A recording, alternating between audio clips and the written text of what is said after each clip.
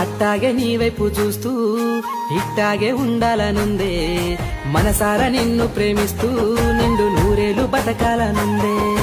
చాలు నీ మాటల్ని ఆపు, పడిపోను నేనెప్పుడు నీకు, బంగారు పూబంతి నేను, బదునాము చెయ్యకు పిలగో.